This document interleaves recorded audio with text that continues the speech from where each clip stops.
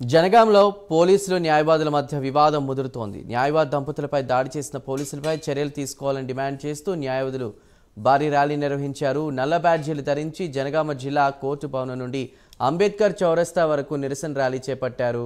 ర్యాలీలో హైకోర్టు ఇతర జిల్లాల బార్ కౌన్సిల్ సభ్యులు పాల్గొన్నారు.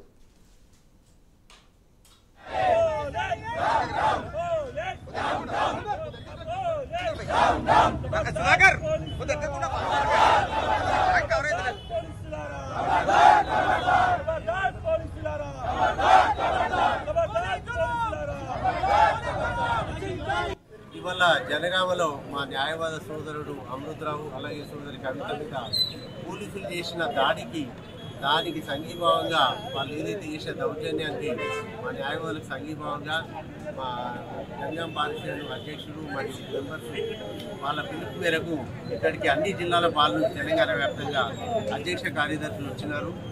సో పోలీసులు ఏదైతే వీళ్ళ మీద దాడి చేసినారో దాన్ని తీవ్రంగా ఖండిస్తున్నాము. అన్ని పారిశ్రామిక తరఫున కూడా ఆల్ అడ్వకేట్స్ తరఫున వాళ్లకు లాఠీ దెబ్బ ఎవరికి అడ్వకేట్ కాదు మామూలు వ్యక్తిని కూడా కొట్టే అధికారం లేదు.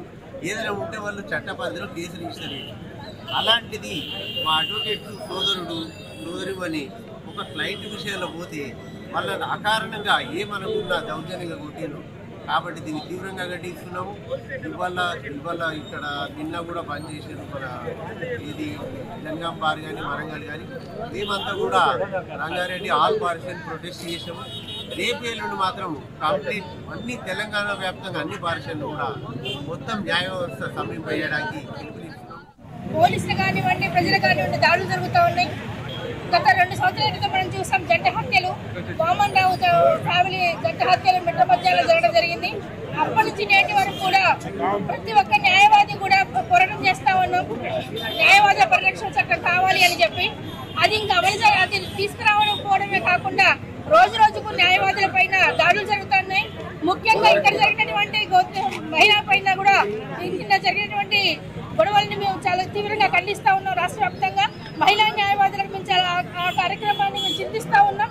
కాబట్టి మహిళా న్యాయవాదులకు అలాగే న్యాయవాదులపై దాడి జరగడానికి